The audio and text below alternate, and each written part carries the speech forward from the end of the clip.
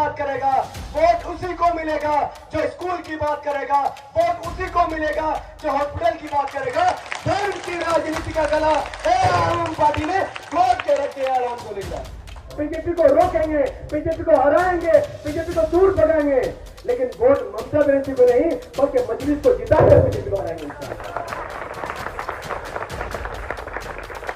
अपना वोट, अपना हक, अपना अधिकार, इंशाअल्लाह इस बार बंगाल में भी ईमान की सरकार।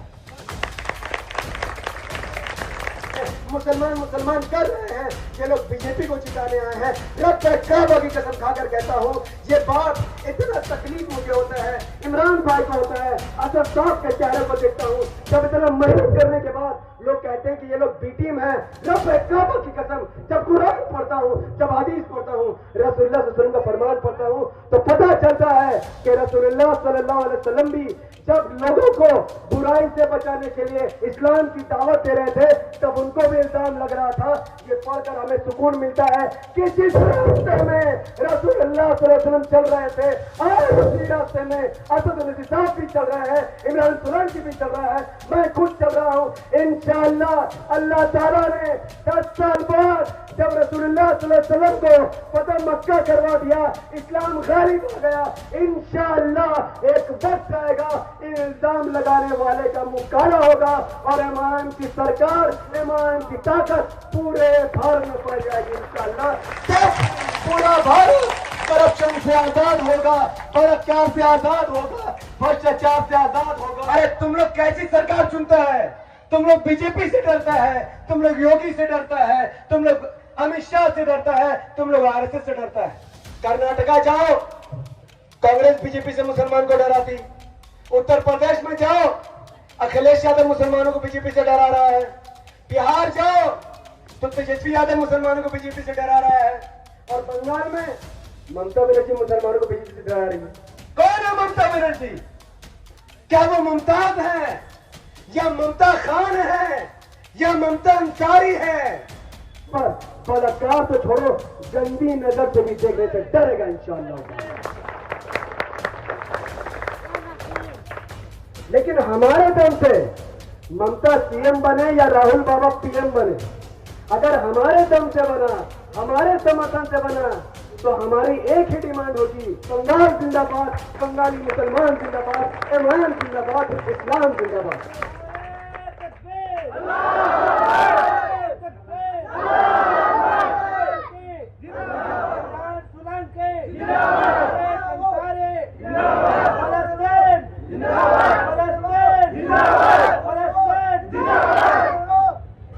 अल्हम्दुलिल्लाह नहमदुहु व नस्तईनुहु व नस्तगफिरुह व नऊज़ु बिल्लाहि मिन शुरूरि अनफुसिना व मिन सय्यिआति अअमालिना मन यहदिहिल्लाहु फला मुदिल्ल लहु व मन युद्लिलहु फला हादिय लहु व नशहदु अन ला इलाहा इल्लल्लाह वहदहु ला शरीक लहु व अशहदु अन्ना मुहम्मदन अब्दुहु व रसूलुहु।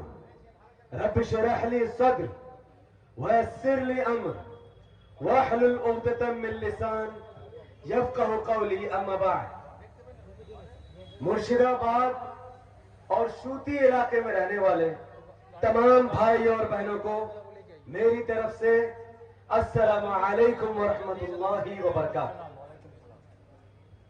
आज एआईएमआईएम वेस्ट बंगाल की पूरी टीम पश्चिम बंगाल के एक डिस्ट्रिक्ट मुर्शिदाबाद और वहां से आपके ये शहर सूती में, मैं कोलकाता एआईएमआईएम प्रेसिडेंट इमरान सुलानी साहब, वेस्ट बंगाल के प्रेसिडेंट, मुर्शिदाबाद के प्रेसिडेंट असदुल साहब, सूजा भाई और तमाम एआईएमआईएम के नेता व कार्यकर्ता आपके पास इसलिए आए हैं कि आपको यह समझाया जा सके कि आपको 70 साल से कांग्रेस द्वारा, तृणमूल कांग्रेस द्वारा, सीपीएम द्वारा, बीजेपी द्वारा लूटा गया है, आपको पता ही नहीं। अरे 70 साल में जब आप मुर्शिदाबाद से बाहर निकलेंगे, जब आप मुर्शिदाबाद के बाहर इलाकों का दौरा करेंगे, तो आपको पता चलेगा कि पश्चिम बंगाल के मुर्शिदाबाद शहर को छोड़कर जैसा कोलकाता डिस्ट्रिक्ट है, वहां पर जितना स्कूल, जितना कॉलेज, जितना हॉस्पिटल, जितना इंस्टीट्यूट खुला, उतना आपके इलाके में नहीं खुला। तो सवाल ये पैदा होता है कि मुर्शिदाबाद के लोग आखिर अपना इलाज कराने कोलकाता क्यों जाते हैं? मुर्शिदाबाद के लोग पढ़ाई करने कोलकाता क्यों जाते हैं? मुर्शिदाबाद के लोग काम करने कोलकाता क्यों जाते हैं? जबकि कोलकाता के लोग कोलकाता में रहते हैं, कोलकाता में पढ़ाई करते हैं, कोलकाता में अपना इलाज कराते हैं, क्योंकि जो सुविधा कोलकाता में है वो मुर्शिदाबाद में नहीं है। अब ये आप पर डिपेंड करता है कि जब इलेक्शन का टाइम आता है, जब चुनाव का टाइम आता है, जब इंतखाबात का टाइम आता है, उस वक्त आप तृणमूल कांग्रेस की सरकार से, अपने एमएलए से, अपने एमपी से स्कूल, कॉलेज, हॉस्पिटल की डिमांड नहीं करते। वो आपसे कहते हैं कि मुर्शिदाबाद के लोगों, मोदी से डरो, बीजेपी से डरो, मोहन भागवत से डरो, योगी से डरो और ममता बनर्जी का हाथ मजबूत करो। तो आपको तो बदले में उनको कहना चाहिए कि तृणमूल कांग्रेस की सरकार, ममता बनर्जी, अभिषेक बनर्जी और जितने भी तृणमूल कांग्रेस के एमएलए, एमपी, सांसद, विधायक हैं, तुम हमें बीजेपी से डराते हो। तो इस बार जब कोई तुम्हें डराए तो मुर्शिदाबाद के लोगों, तुम तृणमूल कांग्रेस की सरकार से कहना कि हम अल्लाह की इबादत करने वाले हैं, इस्लाम को मारने वाले हैं, हम मोदी, योगी क्या किसी के बाप से नहीं डरते।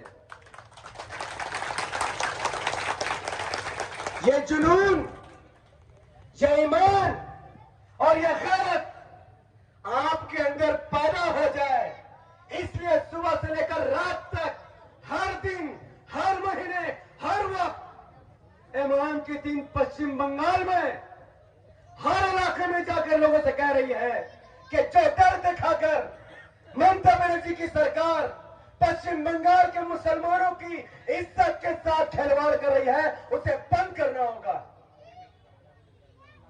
कभी आपने सोचा है कि बंगाल के मुसलमानों की क्या इज्जत बची है पूरे भारत में? अरे आप बंगाली समाज से हैं, हम बंगाली समाज से हैं।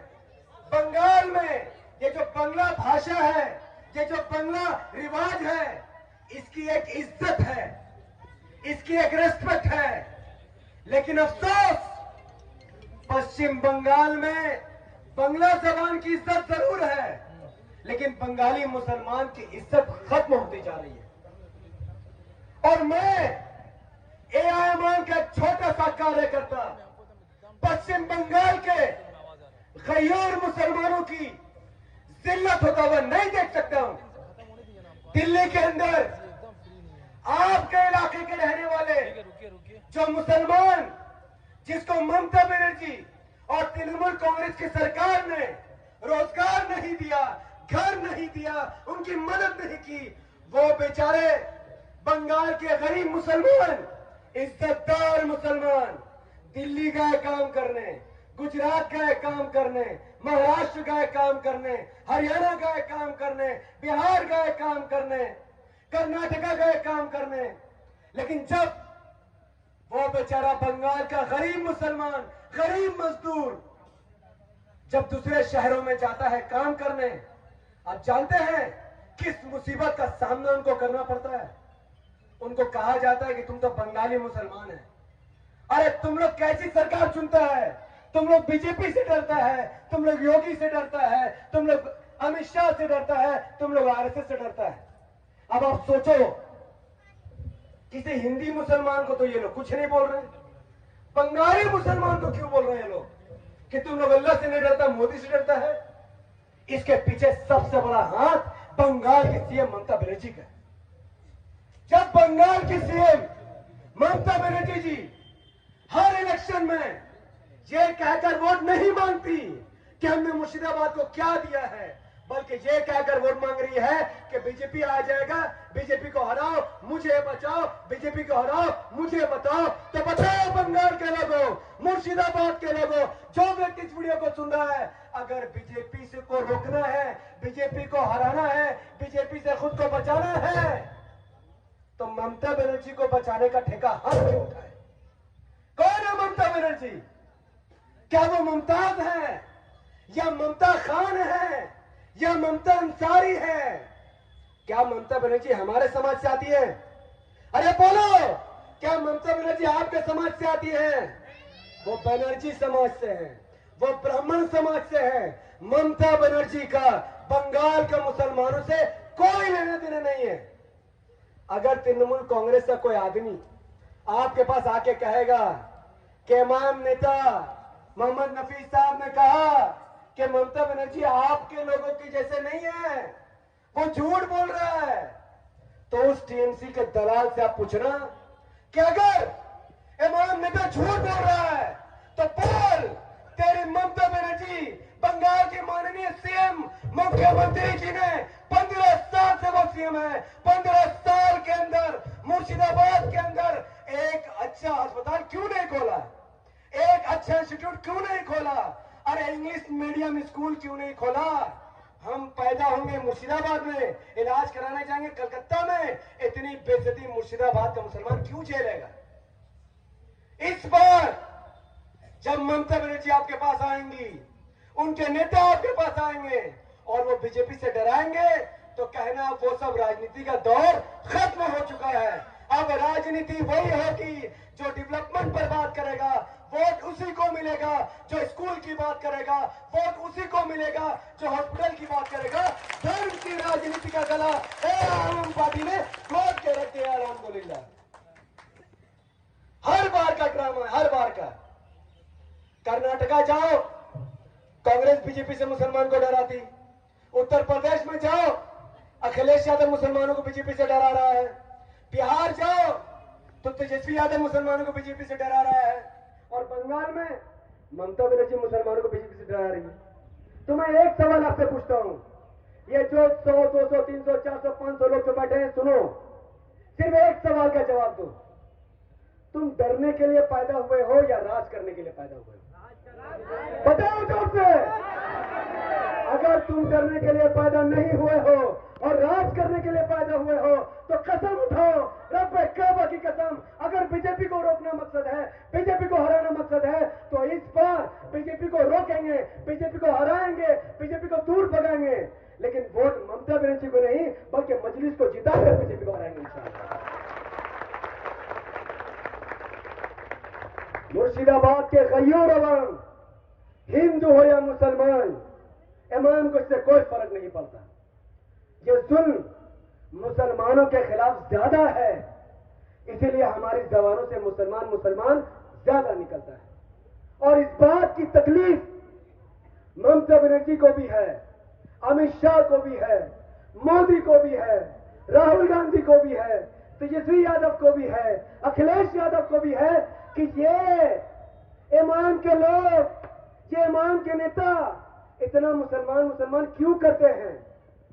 तो मैं आप सबके बिहाफ में यह कहना चाहता हूं कि जब राहुल गांधी कोई मुसलमान को मरते हुए देखता है तो उससे मिलने नहीं जाता, लेकिन जब कोई हमारा देश का हिंदू समाज का कोई आदमी मर जाता है तो उसके घर पहुंच जाते हैं।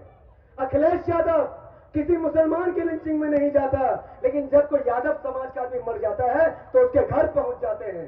तेजस्वी यादव किसी मुसलमान की मदद नहीं करता, जब उसका समाज का आदमी मर जाता है तो वो घर पहुंच जाता है। और ये ममता बनर्जी जी, अगर कोई मुसलमान मर जाए, कोई मुसलमान के साथ गलत हो जाए तो उसका नाम तक नहीं लेती। जब कोई बनर्जी, चटर्जी, बंदोपाध्याय, उद्धोपाध्याय, पौर समाज का आदमी जब मर जाता है तो उसके घर पहुंच जाती है। तो मैं एक सवाल पूछता हूं, अगर यादव के नेता यादव को देखता है, बनर्जी के नेता बनर्जी को देखता है, पौल नेता पौल को देखता है, तो मैं एक सवाल पूछता हूं, अगर मैं मुसलमान हूं, मेरा किसी मुसलमान भाई को, मेरा किसी मुसलमान बहन को जरा सा भी तकलीफ पहुंचता है और मैं स्टेज से उसके लिए बोल देता हूं, तो तुम्हें मिर्ची कौन बात की लगती है? अगर यादव यादव को देख सकता है तो मुसलमान को क्यों नहीं देख सकता? अरे भारत का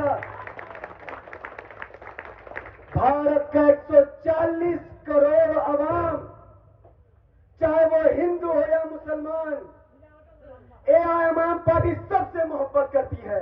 एमआईएम यादवों की भी पार्टी है, एमआईएम बनर्जी की भी पार्टी है, एमआईएम पॉल की भी पार्टी है, एमआईएम खान की भी पार्टी है, एमआईएम ब्राह्मणों की भी पार्टी है। लेकिन क्या ब्राह्मण समाज, यादव समाज, बनर्जी समाज, चटर्जी समाज, ये जो एमआईएम मिशन लेकर चली है, बंगाल को आगे बढ़ाने की जो मांग कर रही है, बंगाल से करप्शन खत्म करने की जो मांग कर रही है, बंगाल से बलात्कार खत्म करने की जो मांग कर रही है, इस देश को चाइना और पाकिस्तान से आगे ले जाने की जो मांग कर रही है, एमआईएम की इस लड़ाई में मुसलमान तो साथ देता हुआ दिख रहा है, लेकिन यादव साथ क्यों नहीं दे रहा, बनर्जी साथ क्यों नहीं दे रहा, पॉल साथ क्यों नहीं दे रहा, चटर्जी साथ क्यों नहीं दे रहा।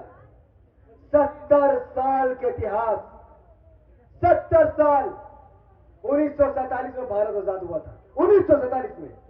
आज हम लगभग 70 साल हो चुका भारत की आजादी में। क्या भारत के मुसलमानों ने किसी मुस्लिम पार्टी को अपनाया? बंगाल में सीपीएम को मौका मिला, बंगाल में कांग्रेस को मौका मिला, बंगाल में फिर तृणमूल कांग्रेस को मौका मिला। बंगाल के मुसलमानों ने ना हिंदू देखा, ना मुसलमान देखा, ना सिख देखा, ना ईसाई देखा, एक मत होकर देश बचाने के लिए, बंगाल बचाने के लिए कभी राहुल गांधी को अपना नेता माना, कभी तेजस्वी यादव को अपना नेता माना, कभी ममता बनर्जी को अपना नेता माना। लेकिन 70 साल होने के बावजूद भी जिन लोगों को मुसलमानों ने नेता माना, उन मुसलमानों के साथ इन पार्टियों ने इंसाफ नहीं किया।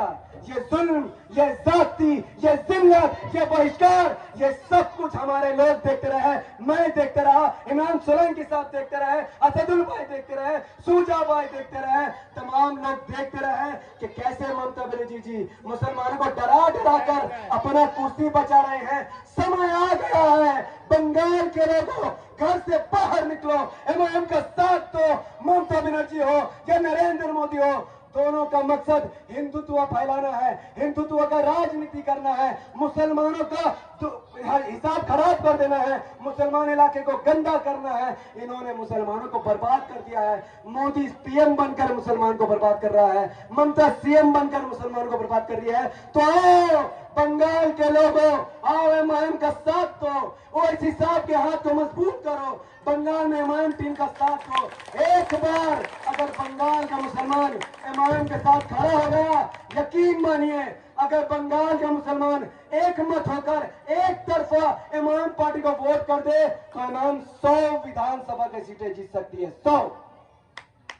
अब मैं आपसे पूछता हूं, आज बंगाल में 294 विधानसभा की सीट है, ममता बनर्जी जी के पास सबसे ज्यादा सीट है, जिसमें से मुस्लिम विधायक मात्र 40-45 है, उससे भी कम, क्योंकि वो मुसलमानों को टिकट ही नहीं देती है।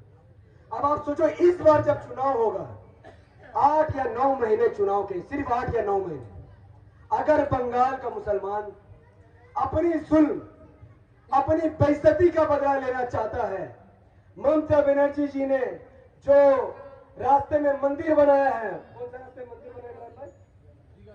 दीघा में उन्होंने मंदिर बनाया है, किसके पैसे से? आपके पैसे से। जो आप सामान खरीदते हैं, जिससे सरकार को टैक्स जाता है, जिस पैसे से मुर्शिदाबाद में स्कूल बनना था, जिस पैसे से मुर्शिदाबाद में अस्पताल बनना था, जिस पैसे से मुर्शिदाबाद में सड़क बनना था, जिस पैसे से मुर्शिदाबाद को आगे बढ़ाना था, उस पैसे से ममता बनर्जी जी ने दीघा जाने वाले के रास्ते पर मंदिर बना दिया, ताकि मोदी जी राम मंदिर बनाकर वोट मांगे, ममता बनर्जी दीघा में मंदिर बना के वोट मांगे। तो क्या बंगाल के मुसलमान कटोरा हाथ में रखकर भीख मांगे? इस बेइज्जती का बदला तो लेना पड़ेगा। जो बेइज्जती ममता बनर्जी जी ने बंगाल के मुसलमानों के साथ किया है, उसका बदला तो लेना पड़ेगा। तो इस बार मुसलमानों को यह नारा लगाना पड़ेगा, अपना वोट, अपना हक, अपना अधिकार। इंशाअल्लाह इस बार बंगाल में एमआईएम को मिलेगा समर्थन। 100 विधानसभा की सीट के साथ इंशाअल्लाह बनेगी एमआईएम की सरकार।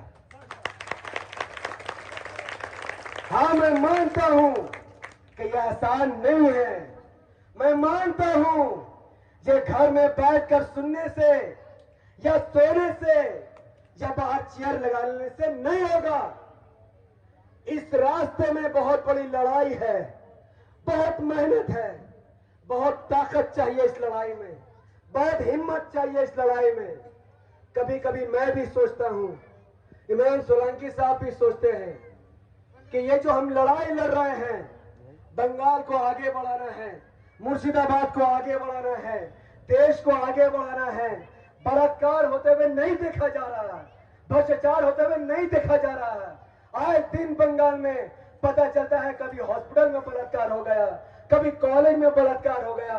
बलात्कार करने वालों का संबंध कभी पता चलता है कि वो टीएमसी नेता का छोटा आदमी है, कभी टीएमसी नेता का बड़ा आदमी है। हम ये सोचते हैं कि वो हमारी माँ बहन हो सकती थी, वो हमारी माँ बहन हो सकती थी। आज इनके साथ बलात्कार हुआ है, कल पता नहीं किसके साथ बलात्कार होगा। तो इस बलात्कार को रोकने के लिए ये जो एआईएम पार्टी का परचम लेकर असदुद्दीन ओवैसी साहब की पार्टी को आगे बढ़ाने के लिए आए दिन हम लोग मीटिंग करते हैं। कभी कोलकाता में प्रोग्राम, कभी मुर्शिदाबाद में प्रोग्राम, कभी मालदा में प्रोग्राम, कभी 24 परगना में प्रोग्राम। आए दिन प्रोग्राम करने के बाद ये पता चलता है कि टीएमसी के लोग आते हैं, लोगों से कहते हैं कि लोगों, ये लोग जो चिल्ला रहे हैं, मुसलमान मुसलमान कर रहे हैं, ये लोग बीजेपी को जिताने आए हैं। रब काबा की कसम खाकर कहता हूं, ये बात इतना तकलीफ मुझे होता है, इमरान भाई को होता है, असद साहब के चेहरे को देखता हूं, जब इतना मेहनत करने के बाद लोग कहते हैं कि ये लोग बी टीम है।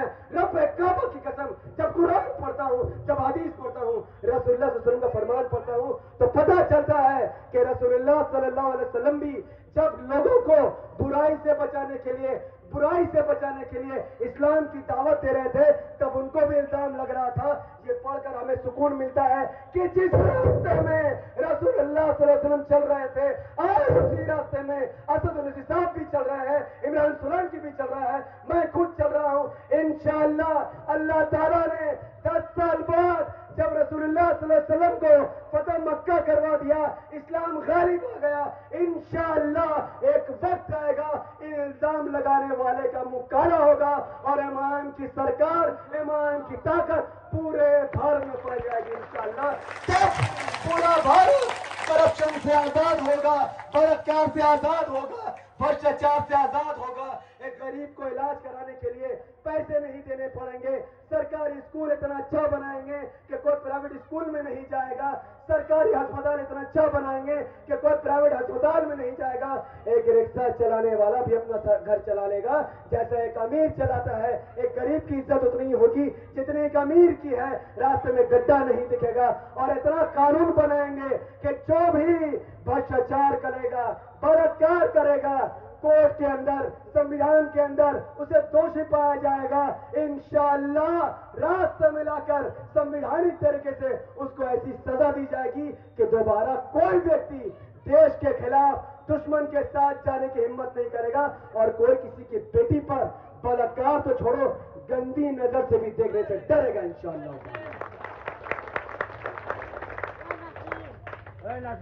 कहने को और भी बहुत कुछ है, लेकिन बहुत सारे लोग कहने के लिए हैं, तो मैं अपनी बात को भी खत्म करता हूं। लेकिन एक रिक्वेस्ट करूंगा आपसे कि मुर्शिदाबाद में इलेक्शन आने से पहले, मुर्शिदाबाद में इलेक्शन आने से पहले मुर्शिदाबाद के 10,000 लोगों को एआईएम में ज्वाइन हो जाना पड़ेगा। अगर मुर्शिदाबाद में 10,000 लोग असदुल भाई के पास पहुंच गए,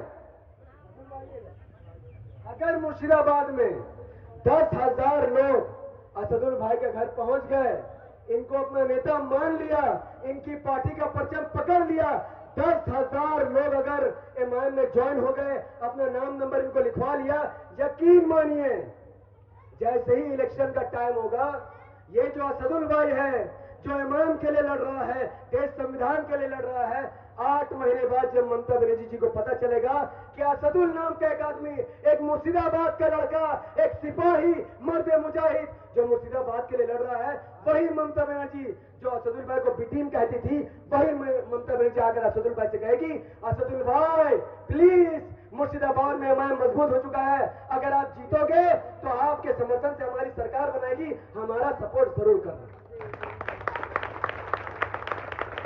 जाहिर है कि इमाम अकेले सरकार नहीं बना सकती है, लेकिन हमारे दम से ममता सीएम बने या राहुल बाबा पीएम बने, अगर हमारे दम से बना, हमारे समर्थन से बना, तो हमारी एक ही डिमांड होगी, सीएम तुम बन जाओ, पीएम तुम बन जाओ। हम सीएम बनने और पीएम बनने की लड़ाई नहीं लड़ रहे हैं, लेकिन तुम्हें सीएम इसलिए बनाएंगे, सिर्फ इस रीजन से बनाएंगे कि बदले में तुमको मुर्शिदाबाद को अच्छा स्कूल देना होगा, मुर्शिदाबाद को अच्छा हॉस्पिटल देना होगा, मुर्शिदाबाद के गड्ढों को भरना होगा, मुर्शिदाबाद के नौजवानों को रोजगार देना होगा। इंशाअल्लाह जिस दिन बंगाल में एमआईएम के 100 विधायक जीते, उस दिन बंगाल की सरकार का कॉलर पकड़कर इतना काम कराएंगे, इतना इंडस्ट्री खुलवाएंगे कि फिर बंगाल का कोई बंगाली दूसरे शहर में जाकर काम नहीं करेगा। दूसरे शहर के लोग बंगाल आएंगे और बंगाली मुसलमान से हाथ मिलाकर कहेंगे भैया आप है तो हम हैं, लिहाजा वो कहेंगे बंगाल जिंदाबाद, बंगाली मुसलमान जिंदाबाद, एमआईएम जिंदाबाद, इस्लाम जिंदाबाद।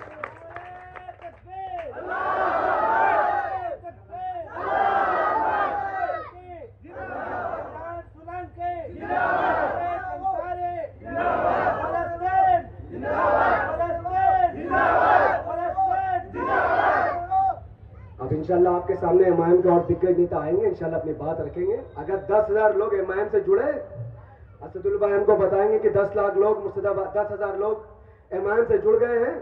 जिस दिन असदुल भाई फोन करेंगे, नफीस भाई 10,000 लोग जुड़ गए,